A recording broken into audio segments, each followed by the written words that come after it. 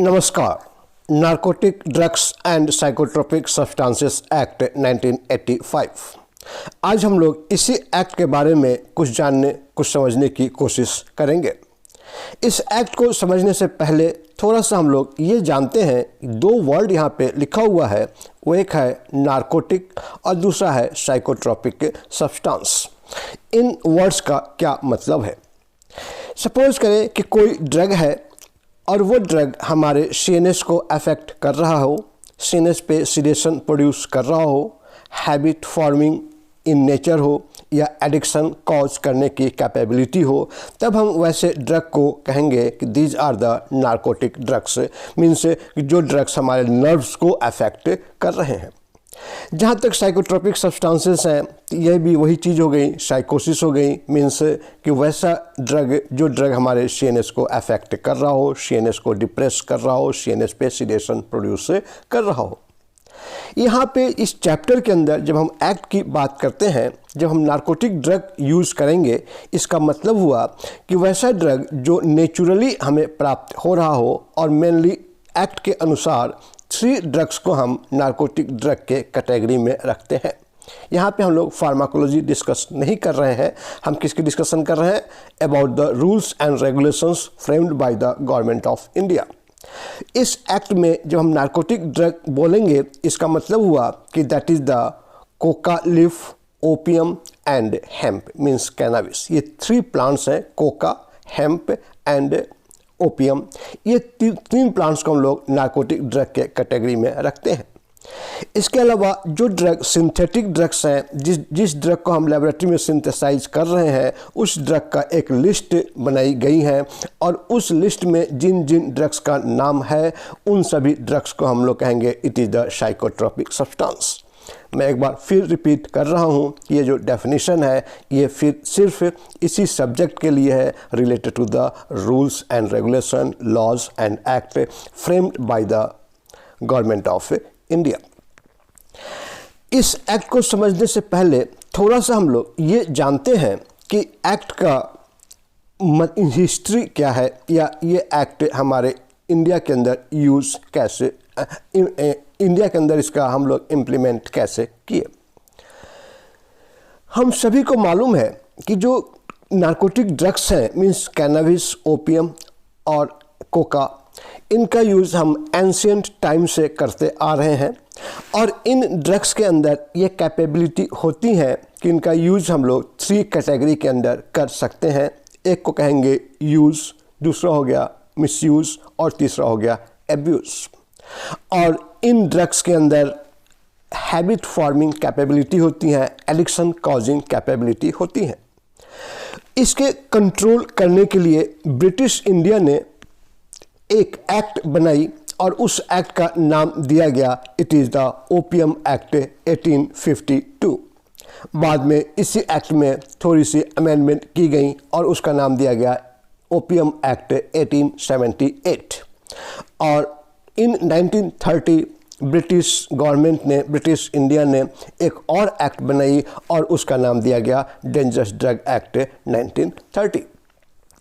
इन सभी एक्ट का main purpose था कि जो हमारी नारकोटिक ड्रग्स हैं, जो हमारी नेचुरल नारकोटिक ड्रग्स हैं like opium, hemp and cannabis, उनकी जो एक्टिविटीज़ हैं, उनकी जो यूजेज हैं, उन एक्टिविटीज़ और उन यूजेस के ऊपर कंट्रोल किया जाए और उन्हें रेगुलेट किया जाए, ताकि सोसाइटी में इन ड्रग का मिसयूज़ ना हो सके, लोग इसे ड्रग एब्यूज़ के रूप में यूज़ ना कर सकें। इन 1985 गवर्नमेंट ऑफ इंडिया ने एक और एक्ट बनाया जिसका नाम दिया गया narcotic and psychotropic substance act 1985। अब प्रश्न ये है कि गवर्नमेंट ऑफ इंडिया ने क्यों ब्रिटिश गवर्नमेंट के रूल्स को चेंज किया, जबकि आज की डेट में बहुत सारे रूल्स रेगुलेशंस एक्ट अवेलेबल हैं जो ब्रिटिश गवर्नमेंट के द्वारा बनाई गई हैं। लेकिन गवर्नमेंट ऑफ इंडिया ने डेंजरस ड्रग एक्ट 1930 को रिप्लेस किया by another act that is called narcotic drugs and psychotropic substance act 1985। आइए आज हम लोग इसी पे चर्चा करेंगे, इसी टॉपिक के बारे में कुछ जानने की कोशिश करेंगे। हमारी जो आज की टॉपिक होंगी उसमें जो हम लोग कवर करेंगे that is about history related to the OPM act और related to the all act that control narcotic drugs and psychotropic substance act. Limitations of the previous acts, जो पहली वाली एक्ट बनी उसकी क्या लिमिटेशंस थी, objective of the narcotic and psychotropic substance act, various authorities and officers appointed under narcotic and psychotropic substance act, illicit traffic means illegal trafficking of narcotic drugs and psychotropic substance act, various prohibitions, control and regulations related to the narcotic and psychotropic substance act, और सबसे last में हम लोग ये जानेंगे कि what are the power of the central governments and what are the power of state governments to control or to regulate these narcotic and psychotropic substance act। आइए अपने इस टॉपिक को शुरू करते हैं। हम लोगों ने हिस्ट्री के बारे में स्टडी कर लिया कि narcotic and psychotropic substance act का इंडिया के अंदर क्या हिस्ट्री रही है। अब हम लोग नेक्स्ट टॉपिक स्टडी करेंगे, नेक्स्ट टॉपिक जानने की कोशिश करेंगे लिमिटेशंस मीन्स कि जो प्रीवियस एक्ट्स थी उन एक्ट्स के अंदर क्या ड्रॉबैक्स थे, क्या लिमिटेशंस थी कि नई एक्ट बनाने की आवश्यकता महसूस हुई। तो हम लोग सभी जानते हैं कि 1930 में ब्रिटिश गवर्नमेंट ने एक एक्ट बनाया जिसका नाम दिया गया डेंजरस ड्रग एक्ट 1930। पीछे पे हम लोग नहीं जाएंगे, हम लोग सिर्फ जो रिसेंट है उसके बारे में जानेंगे, उन हिस्ट्री के बारे में डिस्कशन करेंगे। डेंजरस ड्रग एक्ट 1930 की कुछ लिमिटेशंस थी, कुछ ड्रॉबैक्स थे, कुछ कमियां थीं, और वो कमियां इसलिए थीं कि आज की डेट में इनके अंदर जो रूल्स थे, जो रेगुलेशंस थे, जो प्रोहिबिशंस थी, वो आज की डेट में इफ़ेक्टिव नहीं रहीं। जब भी हम कोई एक्ट या रूल बनाते हैं उसका मेन पर्पस ये होता है कि सिटीजन के अंदर एक भय हो, एक डर हो, ताकि सिटीजन उन रूल्स और रेगुलेशंस को, उन एक्ट को ओबे करें, उसे फॉलो करें। लेकिन डेंजरस ड्रग एक्ट 1930 में जब बनाई गई और उस समय जो पनिशमेंट रखा गया या उस समय जिन एक्टिविटी को कंट्रोल की गई इस एक्ट के द्वारा, आज की डेट में वो पनिशमेंट किसी भी सिटीजन को डेटर नहीं करता, मीन्स किसी सिटीजन को डराता नहीं है कि हम ये एक्टिविटी ना करें, यदि हमने ऐसा एक्टिविटी किया तो हमें एक पेनल्टी होगी, हमें जेल भेजी जा सकती है। तो आइए हम लोग जानते हैं कि इसकी क्या क्या लिमिटेशंस थी। सबसे पहला लिमिटेशन, फर्स्ट लिमिटेशन है कि डेंजरस ड्रग एक्ट में जो पनिशमेंट की प्रोविज़न थी उसमें मैक्सिमम पनिशमेंट था that was the 3 years imprisonment, 3 years jail with और विदाउट फाइन। यहाँ पे लिमिटेशंस क्या थी, कमियाँ क्या थी कि इस एक्ट में कोई मिनिमम पनिशमेंट प्रेस्क्राइब्ड नहीं था कि कम से कम कितनी पनिशमेंट होनी चाहिए। नतीजा क्या होता था कि यदि किसी पर्सन को इस एक्टिविटी के अंदर पकड़ा गया, नार्कोटिक ड्रग्स को हैंडलिंग करते हुए पकड़ा गया, तो वो पर्सन जुडिशरी सिस्टम से बाइज्जत बरी हो जाते थे और उनकी जो सज़ा होती भी थी तो वो बहुत ही कम होती थी। क्यों? क्योंकि इस एक्ट में कोई मिनिमम प्रोविज़न नहीं है कि मिनिमम उनको इतने साल की जेल होगी ही या मिनिमम उनको इतना फाइन दिया जाएगा। नतीजा क्या हुआ कि जो मिसक्रिएंट्स थे, जो स्मगलर्स थे, उनके मन में इस एक्ट के प्रति जो डर था वो डर खत्म हो गया। First limitation. दूसरी लिमिटेशंस थी इस एक्ट की कि जो एक्ट के अंदर जो पावर दिया गया था वो पावर हमारे स्टेट गवर्नमेंट को दी गई थी और स्टेट गवर्नमेंट पर्सन को इम्प्रिजनमेंट करते थे या जेल भेजते थे या उसके ऊपर कोई भी कोर्ट केस या जुडिशरी केस चलता था। लेकिन जो नार्कोटिक ड्रग्स की एक्टिविटी हैं वो इंटर स्टेट एक्टिविटी हैं, इंटरनेशनल एक्टिविटी हैं। एक एक्टिविटी सिर्फ एक शहर या एक स्टेट या एक कंट्री से लिमिटेड नहीं है। यहाँ पे इनकी जो मूवमेंट होती हैं from one country to another country to another country to another country, और थ्रू आउट ग्लोब इनकी ट्रैफिकिंग होती हैं, इनकी स्मगलिंग होती हैं। नतीजा क्या होता था कि सपोज करें कि दो स्टेट के बीच में यदि कोई प्रॉब्लम आ गई, मीन्स प्रॉब्लम मीन्स कि कोई ऐसा केसेस डिटेक्ट हुआ जिसमें दो स्टेट इन्वॉल्व है। अब उन दोनों स्टेट की एजेंसीज आपस में कोऑपरेट नहीं कर पाती थी, आपस में एक दूसरे से मिलकर काम नहीं कर पाती थी, और उसका फ़ायदा इन स्मगलर्स को, इन मिसक्रिएंट्स को मिलता था, और उन्हें इम्प्रिजनमेंट नहीं हो पाती थी, उन्हें सज़ा नहीं हो पाती थी। तीसरा कि इंडिया जो फर्स्ट लिमिटेशंस क्या हो गई रिगार्डिंग द पनिशमेंट, कि वहाँ पे कोई मिनिमम प्रोविजन नहीं थी। दूसरी लिमिटेशंस हो गई कि डेंजरस ड्रग एक्ट में स्टेट गवर्नमेंट को पावर था। अब चूंकि स्टेट गवर्नमेंट में आपस में कॉन्फ्लिक्ट हो जाया करती थी, स्टेट गवर्नमेंट के एजेंसीज में कॉन्फ्लिक्ट हो जाया करती थी, और प्रॉपर वो केस का इन्वेस्टिगेशन नहीं हो पाता था। तीसरा क्या था कि इस नारकोटिक ड्रग्स से रिलेटेड कुछ इंटरनेशनल लॉज हैं, और वो इंटरनेशनल लॉज ऑलमोस्ट सभी डेवलप्ड कंट्री के द्वारा फॉलो किया जाता है। लेकिन इंडिया के अंदर डेंजरस ड्रग एक्ट 1930 थी, और ये जो डेंजरस ड्रग एक्ट 1930 थी, इसके चलते जो इसका इंटरनेशनल लॉ है to control the narcotic and psychotropic substance act substances, उनको हम इंडिया में इम्प्लीमेंट नहीं कर पाते थे, क्योंकि हमारे कंट्री में ऑलरेडी एक एक्ट एग्जिस्ट करती थी, that is the dangerous drug act 1930। International convention का मतलब क्या हुआ कि सारी कंट्रीज, ये क्योंकि ड्रग ट्रैफिकिंग पूरे वर्ल्ड वाइड ग्लोबल प्रॉब्लम है, और एक ऐसी प्रॉब्लम है जिससे कि पूरी की पूरी सोसाइटी, पूरी यंग जनरेशन बर्बाद हो जाती हैं, और वो कोई भी कंस्ट्रक्टिव काम नहीं करते, वो नशे में डूब जाते हैं, और ये हैबिट किसी भी कंट्री के लिए ठीक नहीं है। इसलिए इंटरनेशनली सभी कंट्री ने ऑलमोस्ट ऑल कंट्रीज ने मिलकर कुछ रूल्स फ्रेम किए, कुछ रेगुलेशंस फ्रेम किए, और ऐसा माना गया कि इस रूल्स एंड रेगुलेशंस को सभी कंट्री फॉलो करेंगे। लेकिन इंडिया में इसे फॉलो नहीं किया जाता था due to availability of this dangerous drug act 1930। तो इसके लिए गवर्नमेंट ऑफ इंडिया ने एक नए रूल फ्रेम किया, ताकि इंडिया का जो रूल हो और जो इंटरनेशनल रूल्स रेगुलेशंस हो, वो दोनों एक दूसरे से मैच हो और एक दूसरे के जैसा ही हो। थर्ड प्रॉब्लम क्या हो गया, हम लोग तीन प्रॉब्लम स्टडी कर लिए।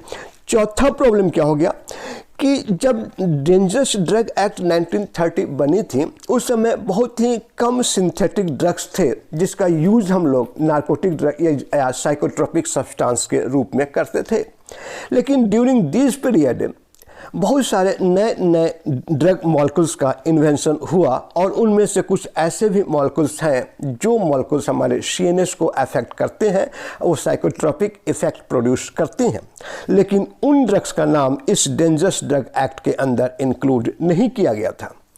इसलिए गवर्नमेंट ऑफ इंडिया ने एक नया एक्ट बनाया, और उस एक्ट में उन नए ड्रग्स को भी इंक्लूड किया जो ड्रग सिंथेसाइज हुई थी, या जो ड्रग इन्वेंट हुई थी आफ्टर 1930, और जिनके अंदर एक कैपेबिलिटी थी टू प्रोड्यूस एडिक्शन और हैबिट फॉर्मिंग और सीएनएस डिप्रेशन। और गवर्नमेंट ने एक लिस्ट बनाई, और उन लिस्ट को इस एक्ट के अंदर इंक्लूड किया, और उस लिस्ट का नाम दिया गया साइकोट्रोपिक सब्सटेंसेस। तो ये 4-5 रीजन्स हैं जिसके चलते गवर्नमेंट ऑफ इंडिया को एक नया एक्ट बनाना पड़ा to replace the dangerous drug act 1930, और उस एक्ट का नाम इंडिया गवर्नमेंट ने दिया narcotic drugs and psychotropic substance act 1985. So these are the limitations of the older act, that is the dangerous drug act. आइए हम लोग इसी पॉइंट को अपने स्लाइड्स के थ्रू स्टडी करने की कोशिश करते हैं कि डेंजरस ड्रग एक्ट का क्या लिमिटेशंस थी। क्या कहा गया कि डेंजरस ड्रग में मैक्सिमम इम्प्रिजनमेंट था वो 3 years का था, विद और without fine. There was no minimum imprisonment mentioned in the dangerous drug act. Dangerous drug act के अंदर जो पावर थी वो सारी की सारी पावर स्टेट गवर्नमेंट के पास थी। सेंट्रल गवर्नमेंट जो ऑफिसर्स थे उनके पास ऐसा कोई पावर नहीं था to investigate the trafficking of these narcotic drugs. और सेंट्रल गवर्नमेंट के पास जो एजेंसी हैं, these are the narcotic department, excise department and custom department, जिनकी जिनका मेन पर्पस यही होता है कि इंटरनेशनल जो एक्टिविटीज़ हो रही हैं या जो गवर्नमेंट ऑफ सेंट्रल लेवल पे जो एक्टिविटीज़ हो रही हैं उन एक्टिविटीज़ को कंट्रोल करे। तो डेंजरस ड्रग एक्ट में इन अथॉरिटीज़ को कोई पावर नहीं दी गई थी टू कंट्रोल द ट्रैफिकिंग और use of the dangerous drugs और साइकोट्रोपिक ड्रग्स। नेक्स्ट है इंटरनेशनल लॉज की जो इंटरनेशनल लॉज थे उस इंटरनेशनल लॉज में 3 इन्फोर्समेंट एजेंसीज थी और वो ये 3 इन्फोर्समेंट एजेंसी हैं, जबकि इंडिया के अंदर जो लॉज थी डेंजरस ड्रग एक्ट वहाँ पे इन 3 इन्फोर्समेंट एजेंसीज को इंक्लूड नहीं किया गया।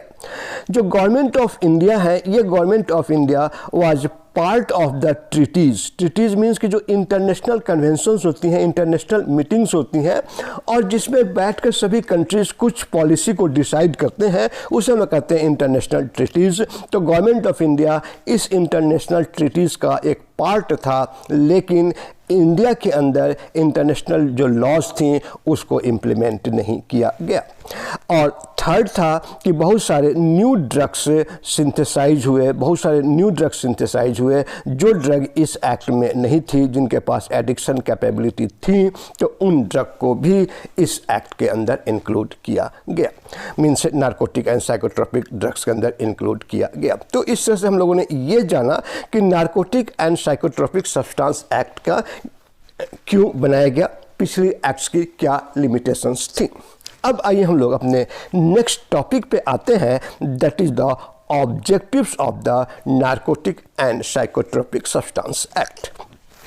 वेरी क्लियर, इस एक्ट में हम लोग 2 चीज़ों को कंट्रोल करते हैं, एक हो गया नारकोटिक ड्रग्स और दूसरा हो गया साइकोट्रोपिक सब्सटेंसेस। इन दोनों का जब हम मिसयूज़ करते हैं, मीन्स किसी गलत पर्पस के लिए हम इसका यूज़ करते हैं, तो हम कहेंगे it is the drug abuse. तो पहला ऑब्जेक्टिव ये हुआ इस हमारे एक्ट का, narcotic and psychotropic substance act का, कि to control over the drug abuse in India. और सिर्फ कंट्रोल ही नहीं करना, उस कंट्रोल को और ज़्यादा स्ट्रेंथ करना है ताकि इंडिया के अंदर से हम ड्रग एब्यूज़ को रोक सकें, इंडिया में ड्रग एब्यूज़ ना हो। फर्स्ट हो गया कि to strengthen existing control over the drug abuse. अब दूसरा क्या ऑब्जेक्टिव हो गया, that is the related to the psychotropic substances. इस साइकोट्रोपिक सब्सटेंसेस में हो गया कि जो प्रोविजंस अवेलेबल थी या अवेलेबल हैं उन प्रोविजंस को एक्सरसाइज करना। एक्सरसाइज करना मीन्स कि उन प्रोविजंस को इम्प्लीमेंट करना। जो पुरानी वाली एक्ट थी उसमें साइकोट्रोपिक सब्सटेंस इंक्लूड नहीं थी, वहाँ पे क्या था, वहाँ पे सिर्फ नारकोटिक ड्रग्स इंक्लूड थी, यहाँ पे साइकोट्रोपिक सब्सटेंस भी इंक्लूड कर दी गई। तो इस एक्ट का दूसरा ऑब्जेक्टिव हो गया कि वो एक्सरसाइज करवाना, वो प्रोविज़न देना ताकि उसके जिसके द्वारा साइकोट्रोपिक सब्सटेंस के यूज़, मिसयूज़ और एब्यूज़ के ऊपर भी कंट्रोल किया जा सके। और तीसरा जो ऑब्जेक्टिव है that is about the international convention. International convention means कि India was a part of the international treaties, लेकिन इंडिया के अंदर इंटरनेशनल रूल्स लागू नहीं थी। तो इस एक्ट का तीसरा ऑब्जेक्टिव हो गया कि to implement the all provisions of the international convention into an act that is called the Narcotic and Psychotropic Substance Act 1985। मैं उम्मीद करता हूं कि हम ऑब्जेक्टिव्स को अच्छी तरह से समझ गए होंगे। मैं रिपीट कर दे रहा हूं, बहुत आसान है। पहला क्या ऑब्जेक्टिव है कि ड्रग के एब्यूज़ को कंट्रोल करना। पिछली जो डेंजरस ड्रग एक्ट थी वहाँ भी ड्रग एब्यूज़ को कंट्रोल की जाती थी, लेकिन इस एक्ट में कुछ ऐसा प्रोविज़न डाला गया कि हम उस एग्जिस्टिंग एक्ट को और ज़्यादा स्ट्रेंथ कर दिया और ज़्यादा मजबूत कर दिया ताकि हम ड्रग एब्यूज़ को इफ़ेक्टिवली कंट्रोल कर सकें। दूसरा कि इस एक्ट के अंदर साइकोट्रोपिक सब्सटेंस को इंक्लूड किया गया। तो ऐसी प्रोविजंस इस एक्ट में डाली गई जिस प्रोविजंस के द्वारा हम साइकोट्रोपिक सब्सटेंस से रिलेटेड जो भी एक्टिविटीज़ होंगी उस एक्टिविटीज़ को भी कंट्रोल करेंगे। और तीसरा ऑब्जेक्टिव हो गया कि जो इंटरनेशनल कन्वेंशंस हैं, इंटरनेशनल ट्रीटीज़ हैं, उन इंटरनेशनल ट्रीटीज़ के जो रूल्स एंड रेगुलेशंस हैं, उन रूल्स एंड रेगुलेशंस को इंडिया के अंदर भी इम्प्लीमेंट करना। तो इन 3 ऑब्जेक्टिव्स के साथ एक नया एक्ट फ्रेम किया गया और उस एक्ट का नाम दिया गया, it is the narcotic and psychotropic substance act 1985। आइए अब ये जानने की कोशिश करते हैं कि narcotic drugs and psychotropic substance act के अंदर कौन कौन से ऑफिसर्स हैं, कौन कौन से अथॉरिटीज़ हैं जो ऑफिसर्स और अथॉरिटीज़ इन एक्ट को इम्प्लीमेंट करने में हेल्प करेंगे।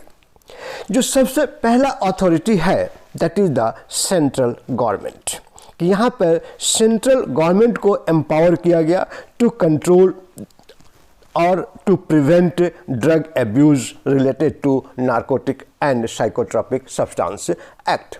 और इसके लिए सेंट्रल गवर्नमेंट है वो कोऑर्डिनेट करती हैं डिफरेंट एजेंसीज से, like state government, any other authorities, foreign countries और एनी इंटरनेशनल ऑर्गेनाइजेशंस, कि जो सेंट्रल गवर्नमेंट है इन अथॉरिटीज़ के साथ कोऑपरेट करेगी, इन अथॉरिटीज़ को कोरिलेट करेंगी ताकि ये अथॉरिटीज़ आपस में मिल करके ड्रग एब्यूज़ को या ड्रग के एब्यूज़ को प्रिवेंट करें या ड्रग के एब्यूज़ को कंट्रोल करें।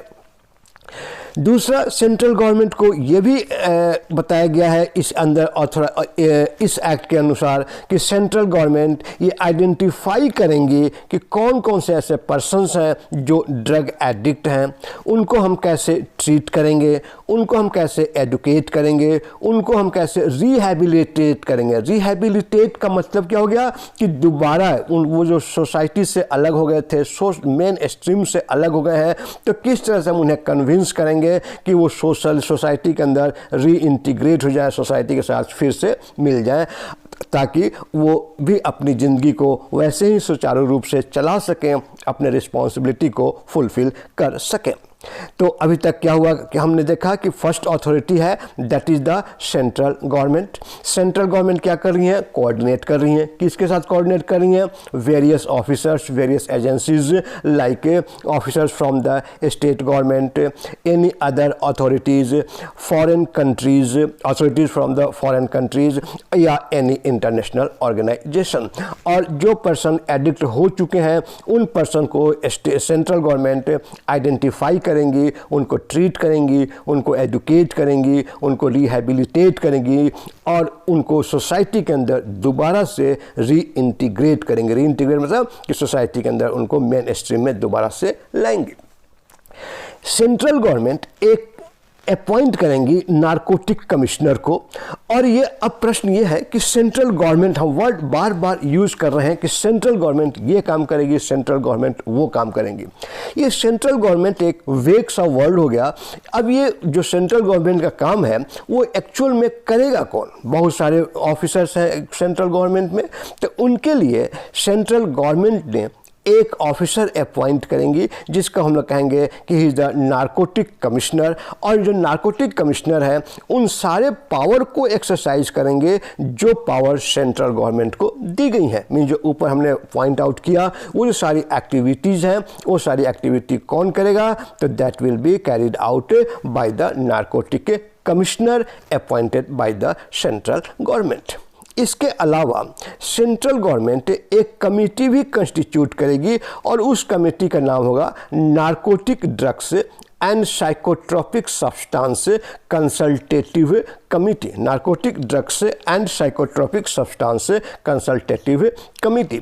ये जो narcotic drugs and psychotropic substance consultative committee है, इसके नाम से ही क्लियर हो गया कि ये क्या है, एक कमेटी है। और इस कमेटी का मेन पर्पस क्या होगा कि to work as a consultant, consultant means कि एडवाइजरी, मीन्स कि ये जो कमेटी सेंट्रल गवर्नमेंट कंस्टिट्यूट करेगी ये टोटली एडवाइजरी कमेटी होगी जो कि central government means narcotic commissioner को एडवाइज करेंगी on different rules and regulations related to the narcotic drugs and psychotropic substance act.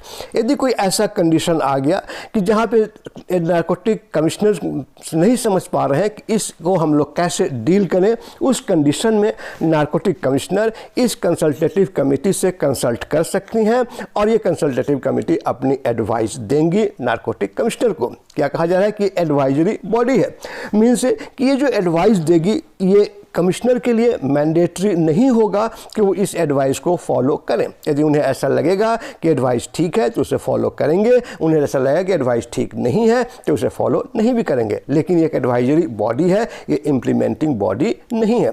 Usually narcotic commissioner इनके एडवाइस को follow करते हैं क्योंकि इस कमेटी के अंदर expert persons, expert different field के जो एक्सपर्ट होंगे वो एक्सपर्ट्स इसके अंदर इंक्लूड होते हैं। ये जो एडवाइजरी कमेटी है, ये जो कंसल्टेटिव कमेटी है, इसके अंदर एक चेयरमैन होगा जो सेंट्रल गवर्नमेंट अपॉइंट करेंगे और कुछ मेंबर्स भी होंगे जो कि सेंट्रल गवर्नमेंट के द्वारा ही अपॉइंट होगा। इस अथॉरिटी को या इस कंसल्टेटिव कमेटी को ये पावर दिया गया है कि वो कोई भी सब कमेटी को भी फ्रेम कर सकता है, कोई सब कमेटी कंस्टिट्यूट कर सकता है। अब ये सब कमेटी का मतलब क्या हो गया? सपोज करें कोई ऐसा मैटर आ गया इस कंसल्टेटिव कमेटी के पास जिसके रिलेटेड जो एक्सपर्ट्स हैं वो कमेटी के मेंबर नहीं है, तो उस कंडीशन में ये कमेटी एक सब कमेटी को कंस्टिट्यूट करती हैं और इस सब कमेटी के अंदर जो मेंबर्स होंगे वो मेंबर्स कंसल्टेटिव कमेटी के मेंबर भी इसके अंदर इंक्लूड किया जा सकता है या बाहर का कोई मेंबर जो कंसल्टेटिव कमेटी का मेंबर नहीं है वो मेंबर भी इस सब कमेटी का मेंबर बन सकता है।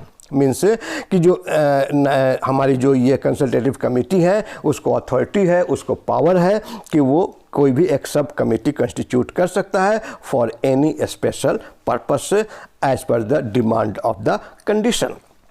उसके अलावा जो सेंट्रल गवर्नमेंट होंगी, सेंट्रल गवर्नमेंट कुछ फंड एलोकेट करेंगी with the due permission from the parliament, कि पार्लियामेंट से परमिशन लेकर, मीन्स लोकसभा और राज्यसभा से परमिशन लेकर के सेंट्रल गवर्नमेंट कुछ अमाउंट, कुछ फंड एलोकेट करेंगी और वो फंड इस नारकोटिक ड्रग्स की जो हमारी कंसल्टेटिव कमेटी है उनको हैंड ओवर कर दी जाएंगी और वो उन फंड के द्वारा वो नारकोटिक ये कंसल्टेटिव कमेटी अपने फंक्शंस को परफॉर्म करेंगे।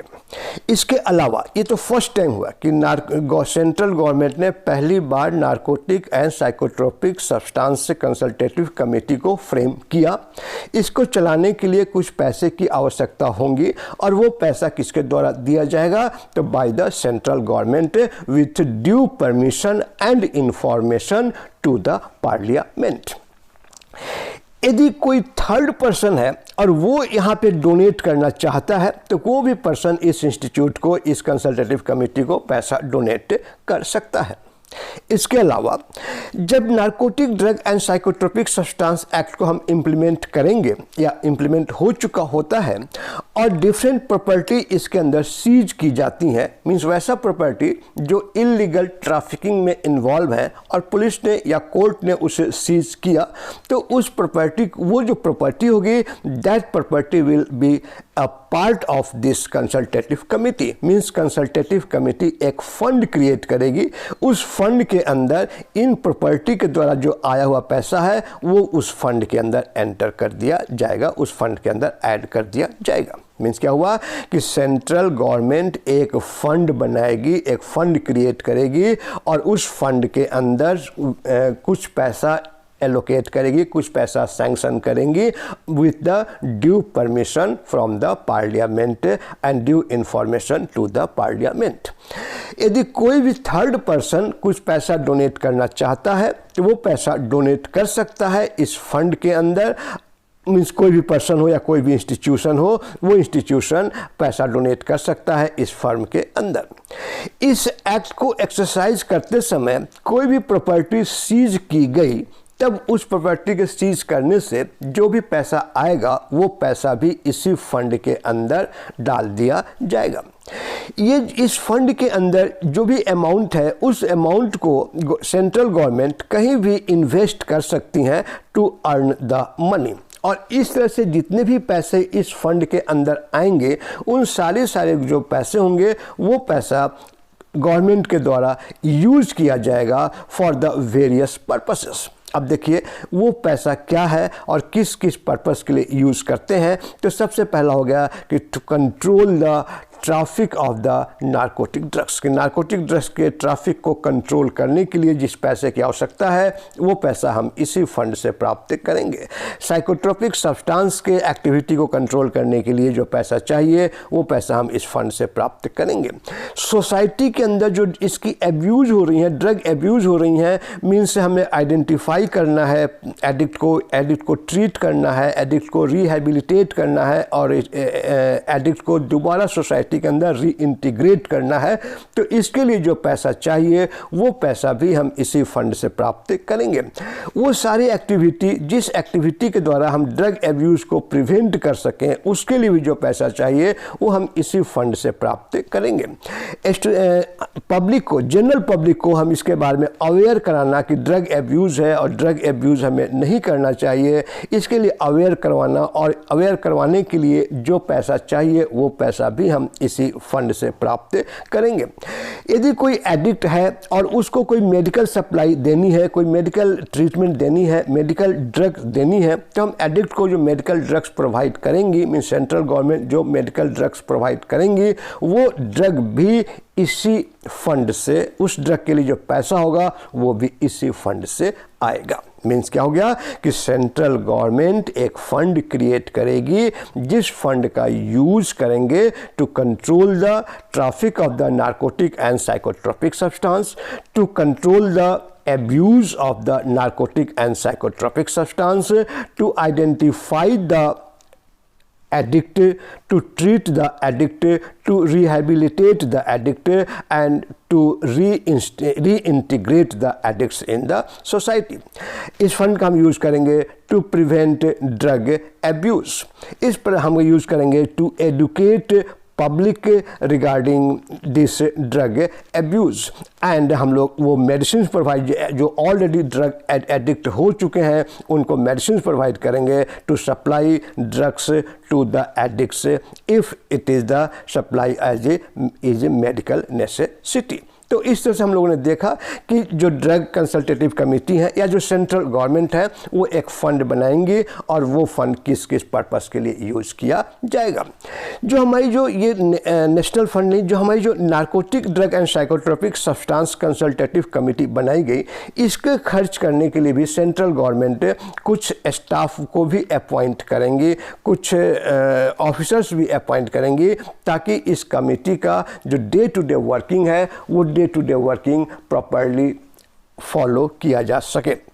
सेंट्रल गवर्नमेंट ये भी डिसाइड करेंगी कि जो इसके मेंबर्स हैं, जो इसके चेयरमैन हैं, जो इनके ऑफिसर्स हैं, उनकी क्या सैलरी होनी चाहिए, उनका क्या पे स्केल होना चाहिए, उनको हम कितनी अलाउंस देंगे, ये सारी चीज़ें सेंट्रल गवर्नमेंट डिसाइड करेंगी। इसके अलावा कहा जाता है कि जो स्टेट गवर्नमेंट है, यदि स्टेट गवर्नमेंट भी चाहे तो वो भी इस कुछ ऑफिसर्स को अपॉइंट कर सकती हैं related to the matter related to the narcotic drugs and psychotropic substance act. Central government तो ये कमेटी बनाएगी ही, लेकिन स्टेट गवर्नमेंट को भी पावर है कि वो भी कुछ पर्सनस को अपॉइंट कर सकती हैं to control the various activity of the central various activities related to the narcotic drugs and psychotropic substances act. अब यहाँ पे कि सेंट्रल गवर्नमेंट का क्या पावर है और स्टेट गवर्नमेंट का क्या पावर है उससे हम लोग बाद में समझेंगे। अभी सिर्फ इतना ही जानते हैं कि सेंट्रल गवर्नमेंट एक कमेटी बनाती है, स्टेट गवर्नमेंट भी ऐसे पर्सन्स को अपॉइंट कर सकते हैं। National fund to control drug abuse ये हम लोगों ने स्टडी कर लिया, उसका कैसे हम एक्सपेंडिचर करेंगे इसके बारे में भी हम जान गए। अब हम अपने टॉपिक पे आते हैं कि किस तरह से ये एक्ट ड्रग्स के नारकोटिक ड्रग्स को कंट्रोल करता है, किस तरह से ये एक्ट साइकोट्रोपिक सब्सटेंसेस को कंट्रोल करता है। इसके लिए इसे समझने के लिए पूरे चैप्टर को थोड़ा सा हम लोग अपने पॉइंट से अलग हटते हैं। जस्ट इमेजिन करें एक फार्मर के बारे में कि कोई भी फार्मर है और वो फार्मर फार्मिंग कर रहा है, किसानी कर रहा है और अपने खेतों में कुछ उपज पैदा कर रहा है। तो हम क्या कहते हैं कि जो फार्मर है वो फार्मर उस प्रोडक्ट को, या कोई भी जीरी हो, धान हो, गेहूं हो, कोई भी फसल हो, उस फसल को वो पहले कल्टीवेट करेगा। कल्टीवेशन जब कंप्लीट हो जाएंगी तब उसको वो उसकी कटाई करेगा, उसे गैदर करेगा। गैदर करने के बाद उससे जो कुछ भी निकल सकता है उसका प्रोडक्शन करेगा या उसका मैन्युफैक्चर करेगा। उसे वो अपने पास भी रख सकता है या उसका सेल भी कर सकता है। आवश्यकता पड़ी तो उसे वो परचेज भी करता है और इस सेल परचेज में उन प्रोडक्ट को वो ट्रांसपोर्ट भी करेगा। इसके अलावा जो वो प्रोडक्ट है वो खुद यूज़ करेगा, उसे खुद कंज्यूम करेगा।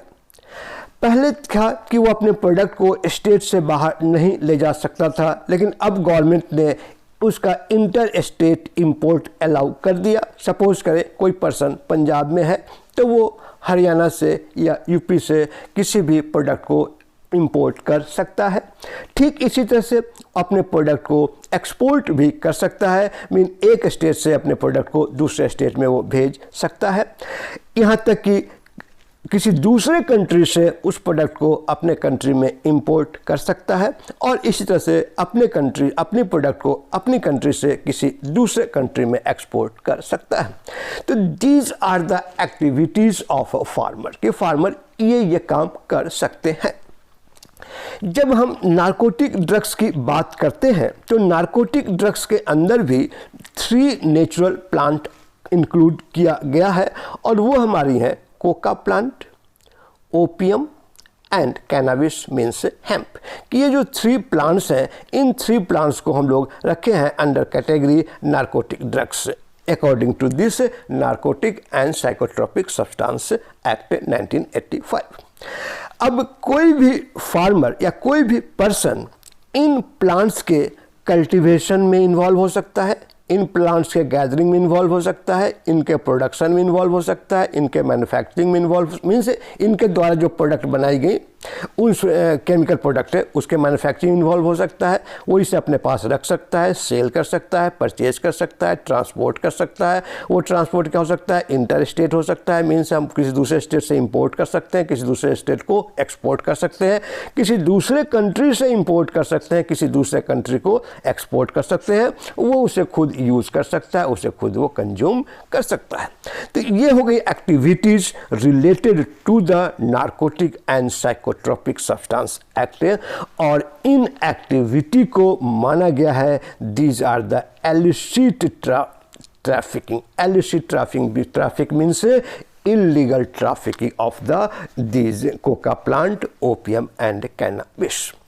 यदि हम इस पॉइंट को समझ गए तो आगे की जो पॉइंट है वो समझ लीजिए कि आपका क्लियर हो गया। आप बहुत आसानी से आगे वाले पॉइंट को याद कर लेंगे। आपको सिर्फ ये सारे वर्ड याद करना है। एक किसान को इमेजिन करना है कि वो कल्टीवेट करता है, गैदर करता है, प्रोडक्शन करता है, मैन्युफैक्चर करता है, उसको अपने पास रखता है, उसे बेचता है, उसे खरीदता है, उसका ट्रांसपोर्ट करता है, इंटर स्टेट ट्रांसपोर्ट करता है, इंटर स्टेट इम्पोर्ट करता है, इंटर स्टेट एक्सपोर्ट करता है, दूसरे कंट्री से इम्पोर्ट करेगा, दूसरे कंट्री को एक्सपोर्ट करेगा और उसका खुद वो यूज़ भी कर सकता है, उसको खुद वो भी कंज्यूम भी कर सकता है। और these all are the illegal activities as per this rule. और कोई भी पर्सन यदि इस एक्टिविटी को परफॉर्म करना चाहता है तो उसे गवर्नमेंट ऑफ इंडिया से परमिशन लेनी पड़ेगी, सेंट्रल गवर्नमेंट से परमिशन लेनी पड़ेगी और सेंट्रल गवर्नमेंट जब उन्हें ऑथोराइज कर देगा, उन्हें परमिट दे देगा, उन्हें लाइसेंस इशू कर देगा, तब वो इन एक्टिविटीज़ में इन्वॉल्व हो पाएंगे। तो इस तरह से हम लोगों ने देखा कि इस एक्ट के अनुसार क्या हमारी इलिसिट ट्रैफिक है, मीन्स क्या हमारी इलीगल एक्टिविटीज़ हैं। इसके अलावा यदि कोई भी पर्सन अपने प्रीमाइसेस को अलाउ करता है या अपने लैंड को अलाउ करता है for these activities, in activities के लिए कोई भी पर्सन अपने प्रीमाइसेस को अलाउ करता है, अपने लैंड को अलाउ कर रहा है, अपनी तरफ से फाइनेंस अवेलेबल करवा रहा है, कुछ कॉन्स्पिरेशन कर रहा है किसी पर्सन को इस चीज़ के लिए कन्विंस कर रहा है कि आप ये सारी एक्टिविटी करें, तो वैसे उस कंडीशन में जो सेंट्रल गवर्नमेंट है, सेंट्रल गवर्नमेंट उन्हें कंट्रोल कर सकती हैं, उन्हें रोक सकती हैं। और ये जो सारी एक्टिविटीज़ होंगी, ये सारी एक्टिविटीज़ आएंगी under the category of the illicit activity. अब हम लोग नेक्स्ट टॉपिक पे आते हैं कि वो कौन कौन सी एक्टिविटी हैं जो एक्टिविटीज़ प्रोहिबिटेड है, या एक्टिविटीज़ कंट्रोल्ड है, या एक्टिविटीज़ रेगुलेटेड है under the narcotic and psychotropic substance act. तो जो एक्टिविटीज़ हैं इसके बारे में जो सबसे पहला पॉइंट है, वहाँ पे ये कहा जा रहा है कि कोई भी पर्सन कोका प्लांट का, ओपियम का या कैनाबिस का कल्टीवेशन नहीं करेगा।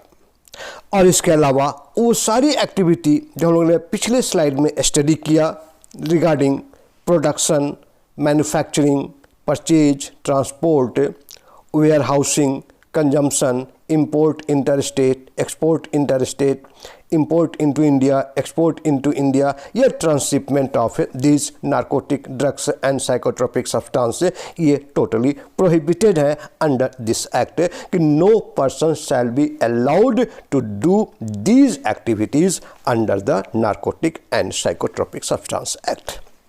लेकिन कुछ कंडीशंस हैं जिस कंडीशंस में इन एक्टिविटीज़ को अलाउ किया जाता है, और वो एक कंडीशंस है कि हम ये सारी एक्टिविटी परफॉर्म कर सकते हैं यदि वहाँ पे कोई मेडिकल पर्पस है, मेडिकल यूज़ है, या कोई साइंटिफिक पर्पस है। तो साइंटिफिक पर्पस के लिए या मेडिकल पर्पस के लिए इन एक्टिविटी को परफॉर्म किया जा सकता है, और इसके लिए government of India license issue करती हैं या परमिट इशू करती हैं या पर्सन को ऑथराइज करती हैं कि आप इन एक्टिविटीज़ को परफॉर्म कर सकते हो।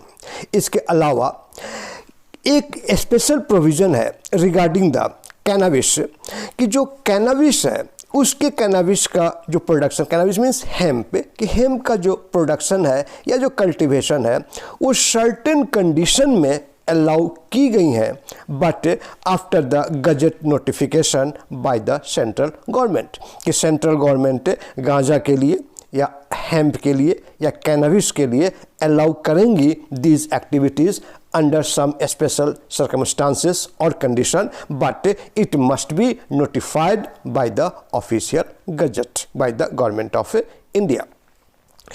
ये कब करते हैं? सपोज करें कि हमारे सोसाइटी के अंदर कोई ऐसी गैदरिंग हो रही है जहाँ पे इनका कंजम्पशन रिलीजियसली इनको कंज्यूम किया जाता है, उस कंडीशन में government of India for a specific period इनको इस एक्टिविटी को अलाउ कर देती हैं। वो एक्टिविटीज़ क्या हैं?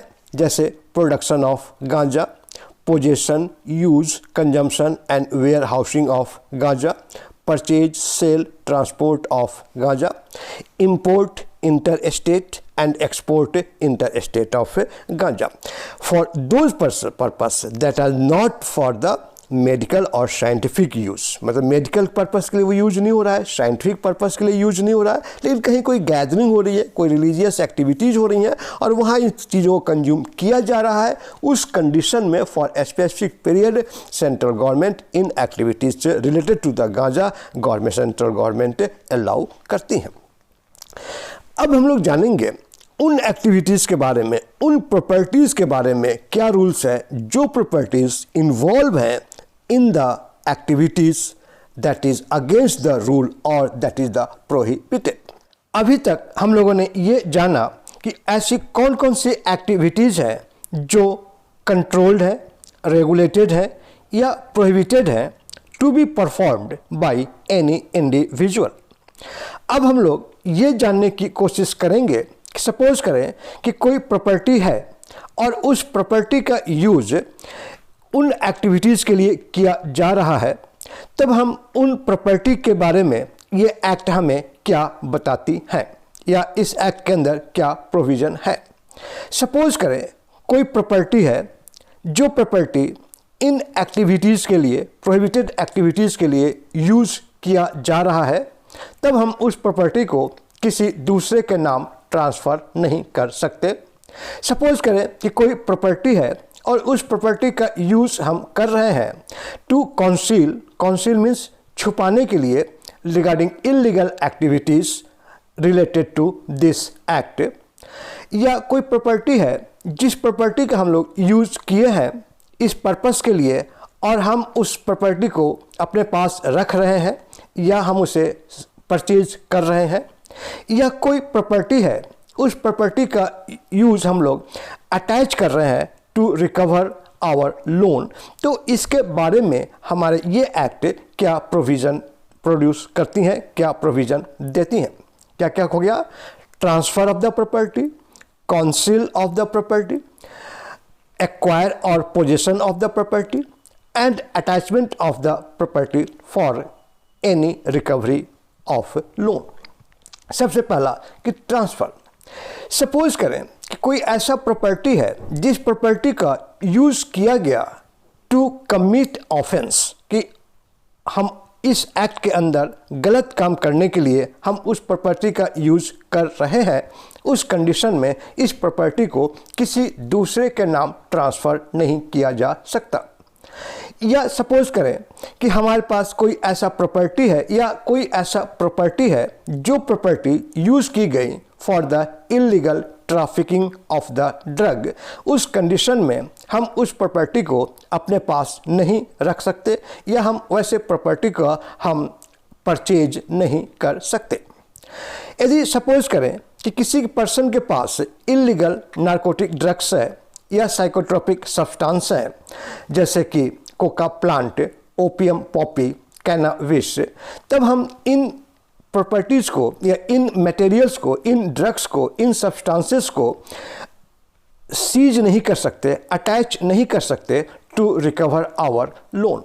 तो these are the prohibition regarding the property.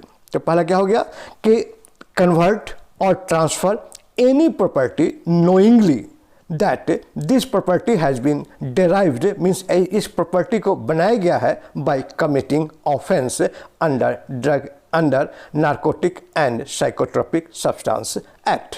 दूसरा पॉइंट हो गया कि कोई प्रॉपर्टी है जिस प्रॉपर्टी का यूज़ किया गया है किसी भी इलिसिट मतलब इलीगल ट्रैफिकिंग को छुपाने के लिए, तब हम उस प्रॉपर्टी को भी हैंडल नहीं कर सकते।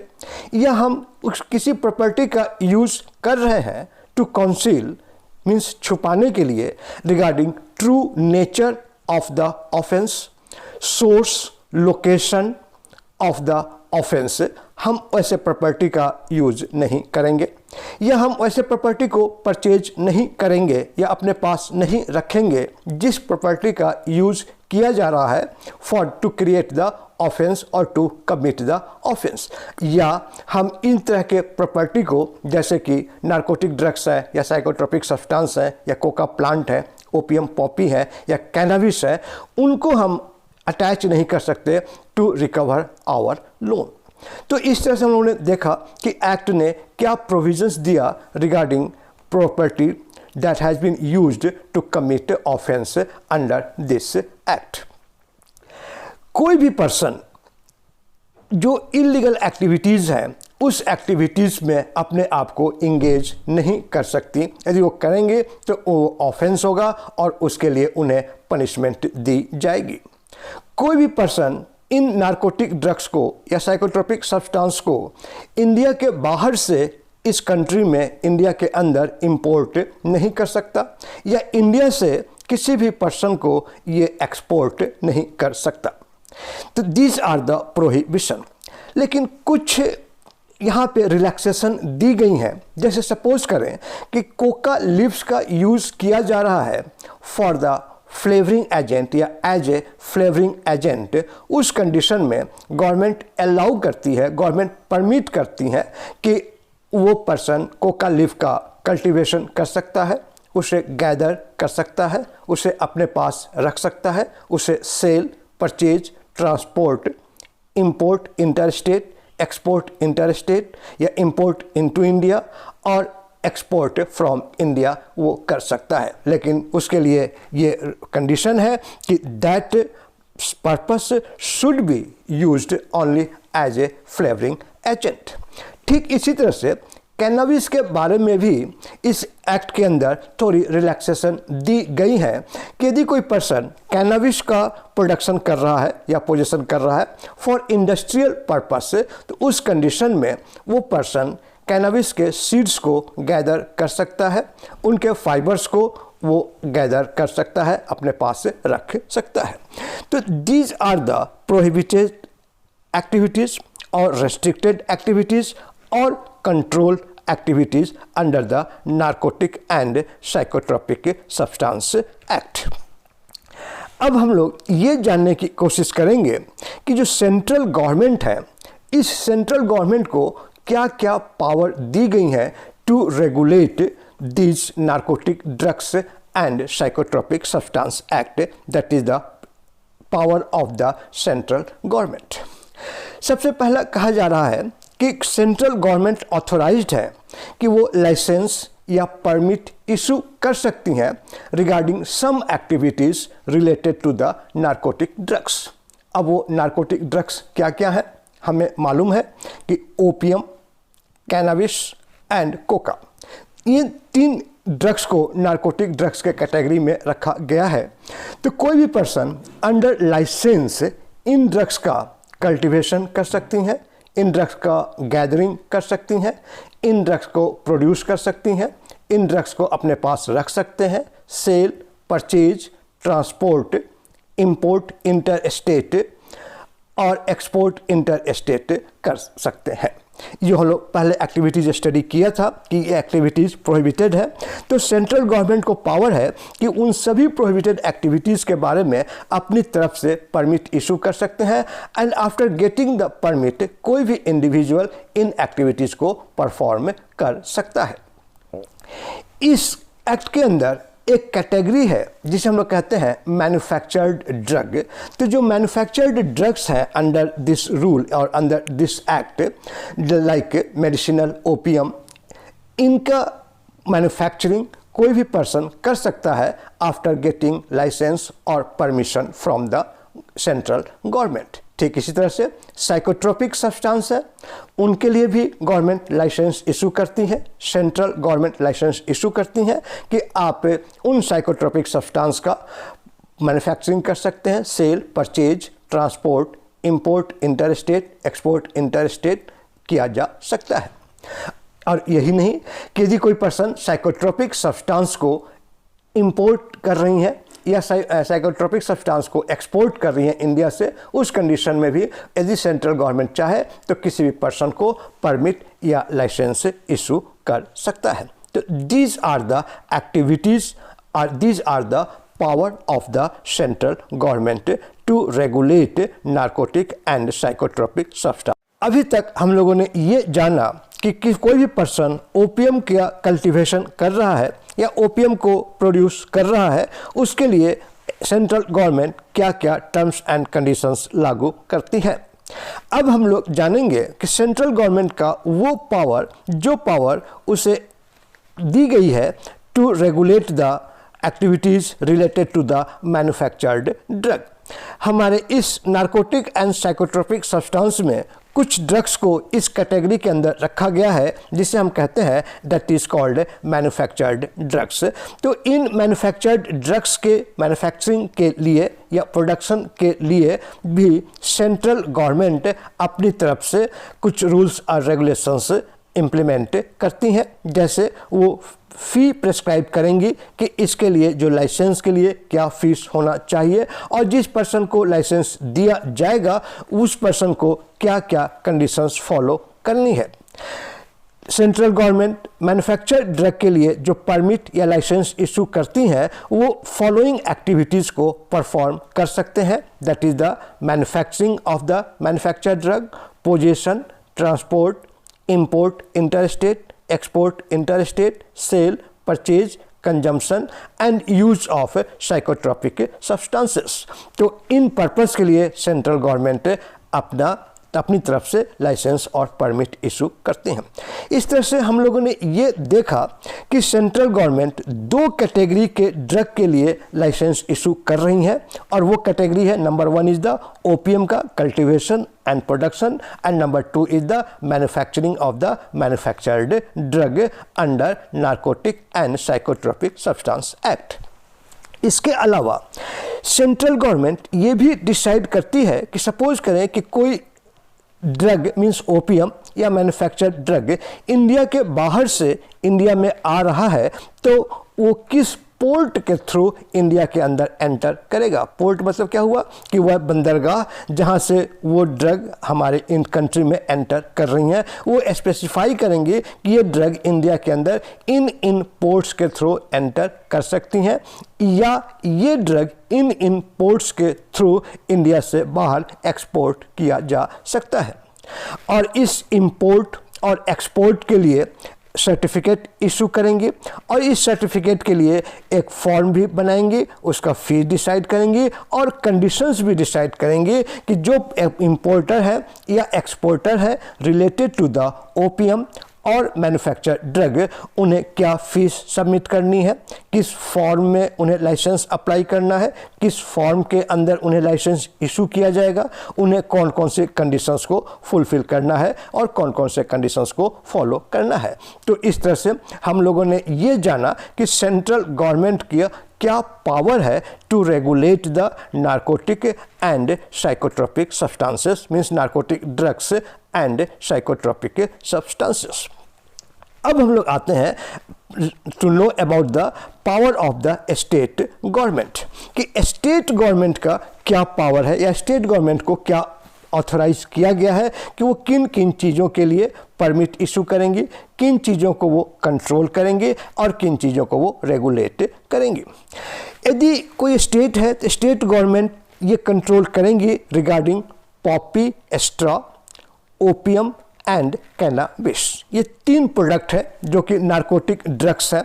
इन ड्रग्स का कोई पर्सन किसी स्टेट के अंदर अपने पास रखना चाह रहा है, उसे ट्रांसपोर्ट करना चाह रहा है, इंपोर्ट उस स्टेट में वो इंपोर्ट करना चाह रहा है, उस स्टेट से वो उस ड्रग का एक्सपोर्ट करना चाह रहा है, इस ड्रग का होल सेल करना चाह रहा है, रिटेल सेल करना चाह रहा है, परचेज करना चाह रहा है, कंज्यूम करना चाह रहा है या यूज़ करना चाह रहा है, तो इन पर्पस के लिए स्टेट गवर्नमेंट अपनी तरफ से परमिट इशू करती हैं। मैं उम्मीद करता हूं कि आपको ये समझ में आ रहा होगा कि सेंट्रल गवर्नमेंट को क्या ऑथराइज किया गया है, क्या पावर है, और स्टेट गवर्नमेंट को क्या पावर है। मीन्स जो कल्टीवेशन है वो cultivation is totally controlled by the central government, या मैन्युफैक्चरिंग है वो manufacturing is totally controlled by the central government. लेकिन यदि कोई ड्रग का पोजीशन कर रहा है, उसका स्टेट के अंदर ट्रांसपोर्ट कर रहा है, स्टेट के अंदर वो इस ड्रग को इंपोर्ट कर रहा है, या स्टेट से उस ड्रग को एक्सपोर्ट कर रहा है, या वो उन ड्रग्स का होल सेल कर रहा है, रिटेल सेल कर रहा है, परचेज, कंजम्पशन, यूज कर रहा है, तो इसके लिए जो परमिट इशू होगी that will be issued by the state government. इसके अलावा जो मेडिसिनल ओपीएम है, मेडिसिनल ओपीएम मीन्स कि वैसा ओपीएम जो मैन्युफैक्चरिंग इंडस्ट्री, ड्रग इंडस्ट्री या फार्मास्यूटिकल इंडस्ट्री के लिए के द्वारा यूज़ की जा रही हैं to produce the different doses form, तो उस कंडीशन में उसके मैन्युफैक्चरिंग की जो लाइसेंस इशू होंगी वो लाइसेंस भी स्टेट गवर्नमेंट ही इशू करेंगी। मीन्स इंडस्ट्री के अंदर, फार्मास्यूटिकल इंडस्ट्री के अंदर जब कोई पर्सन मेडिसिनल ओपीएम का यूज़ कर रहा है as a ingredient of any doses form, तो उसके लिए जो मैन्युफैक्चरिंग लाइसेंस होगा वो manufacturing license state government issue करती हैं। तो ये तो हम लोगों ने जाना रिगार्डिंग द ओपीएम। ठीक इसी तरह से जो कोका लीफ है या जो अदर प्रिपरेशंस है जिसका यूज़ हम लोग एडिक्ट के रूप में कर सकते हैं, उनके भी possession, transport, purchase, sale, import, ये सारी चीज़ें हैं, ये ऑल आर द कंट्रोल्ड और regulated by the state government. इस तरह से हम लोगों ने ये जाना कि सेंट्रल गवर्नमेंट का क्या पावर है और स्टेट गवर्नमेंट का क्या पावर है। मैं उम्मीद करता हूँ कि आपको ये टॉपिक समझ में आ गई होंगी कि narcotic drugs and psychotropic substance act के अंदर स्टेट गवर्नमेंट क्या पावर दी गई है, सेंट्रल गवर्नमेंट को क्या पावर दी गई है, कौन कौन से एक्टिविटीज़ प्रोहिबिटेड है, कौन कौन सी एक्टिविटीज़ रेगुलेटेड है, कौन कौन सी एक्टिविटीज़ कंट्रोल्ड एक्टिविटीज़ के अंदर आती हैं, और कौन कौन से ऑथोराइज्ड ऑफिसर्स हैं जो इन एक्टिविटीज़ को कंट्रोल करते हैं, इनकी जानकारी आपने हासिल कर ली। फिर भी यदि आपको कोई डाउट्स हैं तो डाउट्स को अपने कमेंट बॉक्स में ज़रूर लिखें। मैं अपनी तरफ से पूरी कोशिश करूंगा कि आपके डाउट्स को क्लियर किया जाए। Thanks a lot. आपने अभी तक मेरे साथ बने रहे और इसको आपने सुना, और मैं उम्मीद करता हूं कि मेरी ये मेहनत आपके लिए यूज़फुल हुई होंगी। Thanks a lot.